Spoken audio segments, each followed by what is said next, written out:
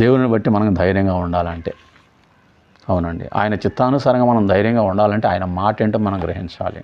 Israel గ్రహించారు, కానీ కొంతమంది నడుచుకున్నారు, కొంతమంది నడుచుకోవాలి. మీరు ఎన్నాళ్ళు మట్టుకుని ఆజ్ఞ మీరుతారని దేవుడు అక్కడ కోపగిస్తాడు.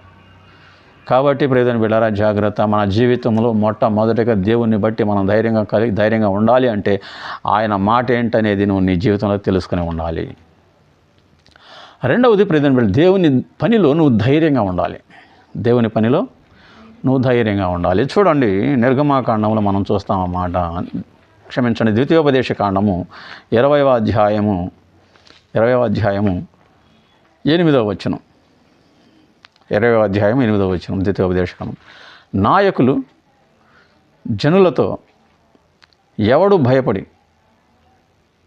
మెత్తని గుండె గలవాడుగునో వాడు తాను అధైర్యపడిన రీతిగా తన సహోదరుల గుండెలు అధైర్యపరచకున్నట్లు తన ఇంటికి తిరిగి వెళ్ళవచ్చునని చెప్పవలెను.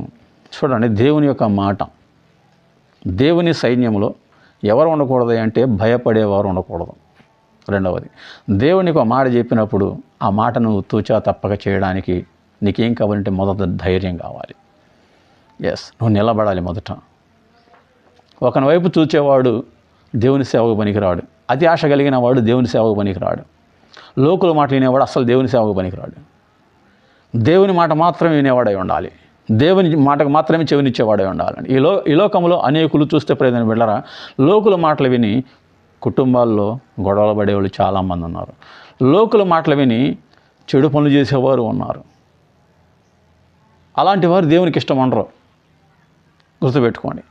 రెండవది, దేవునిలోనికి వస్తే శ్రమలు వస్తాయేమో, దేవుడు చెప్పినట్టు చేస్తే అమ్మ బతకలేమేమో అని దేవుని మాట విని కూడా నిర్లక్ష్యం చేసి లేదా దేవుని మాటకు భయపడి చేయకుండా పోయేవాళ్ళు అయినా దేవునికి ఇష్టం లేదు. అతి ఆశ కలిగిన వాళ్ళు ఉన్నారు. వాళ్ళు దేవుని యొక్క వాక్యం ఎలా చెబుతుందని చెప్పినప్పటికీ ఇజ్రాయేల్ లాగా ఒక్కొక్కడు ఒక్కొక్క ఓమేరు చొప్పున బాగు చేసుకొని చెప్పినప్పుడు అయినా సరే వీళ్ళు అతి ఆశతో ఇంకా ఎక్కువ ఏదో సంపాదించాలని, అధిక వడ్డీలు ఏదో సంపాదించాలని, మోసపూరితమైన ఈ విధంగా ఒక సంపాదన విషయమే కాదండి,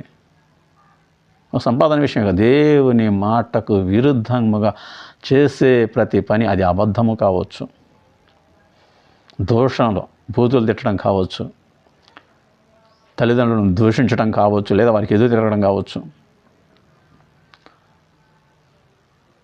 అల్లరి చిల్లర పనులు చేయడం కావచ్చు, దొంగతనం, ఈ విధంగా దేవునికి వ్యతిరేకమైన పనులు ఏదైతే ఉన్నాయో ఆ పనులు చేసేవారన్నా దేవునికి నచ్చదు. కాబట్టి ప్రియమైన బిడ్డలారా, పిరికివారు దేవునికి నచ్చరు, మోసపూరితమైన పనులు చేసేవాళ్ళు దేవునికి నచ్చరు.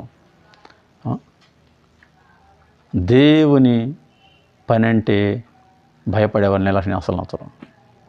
అలాంటి వాళ్ళందరూ దేవుని యొక్క సైన్యంలో ఉండకుండా దేవుడు ఏం తీసేస్తున్నాడు. ఇక దేవుడు అంటున్నాడు కదా, నాయకులు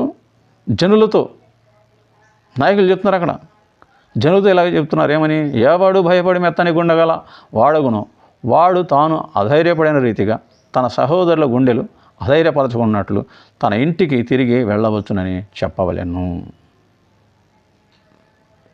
మీరు దేవుని సైన్యంలో పనికిరారు, దేవుని పక్షం యుద్ధం చేయడానికి పనికిరారు. కాబట్టి ఎవరైతే భయపడుతూ ఉన్నారో వారందరూ దేవుని సైన్యం నుంచి, ఈ యొక్క సైన్యం నుంచి వెళ్ళిపోండి, యుద్ధం చేయడానికి మీరు పనికిరారు. గిద్యోని విషయంలో ఇది మనం చూస్తున్నాం.